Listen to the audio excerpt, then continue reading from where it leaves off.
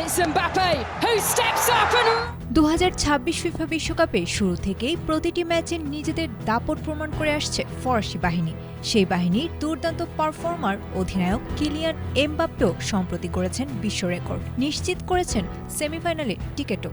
কিন্তু এত অর্জনের পরও বড় মাপের একটি ধাক্কা খেয়েছেন বিশেষ জায়গায়, পড়েছেন আইনি জটিলতায়। কি সেই দুর্ঘটনা যার জন্য তাকে যেতে হতে পারে 3 বছরের জেলবন্দিতে?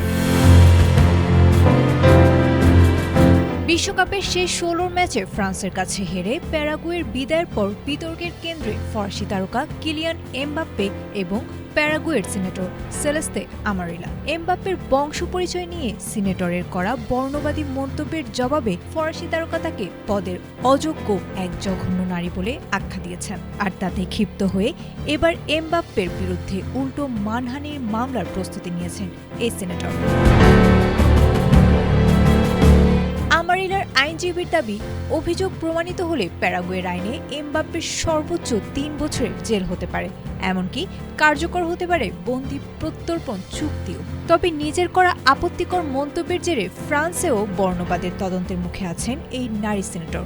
নিয়ম অনুযায়ী সেখানে দোষী সাব্যস্ত হলে 45,000 ইউরো জরিমানা ও 1 বছরের কারাদণ্ড হতে পারে তার। সিনেটরের পক্ষ থেকে একে বাক স্বাধীনতা বলে দাবি করা হলেও এই ক্রীড়া কূটনৈতিক যুদ্ধ করিয়েছে দুই দেশের শীর্ষ মহলে। ফরাসি প্রেসিডেন্ট ইমানুয়েল ম্যাক্রো যেখানে ঘরের ছেলের পাশে দাঁড়িয়েছেন, সেখানে প্যারাগুয়ের প্রেসিডেন্ট সান্তিয়াগো পেনা স্পষ্ট জানিয়ে দিয়েছেন এই কুরুচিপূর্ণ মন্তব্য কোনোভাবেই তাদের দেশের মূল্যবোধের প্রতিনিধিত্ব করে না। তিরস্কৃত হয়েও নিজের অবস্থানে অনড় সিনেটর এবার এমবাপ্পের বিরুদ্ধে মাঠে অসদাচরণের নতুন অভিযোগ এনেছেন।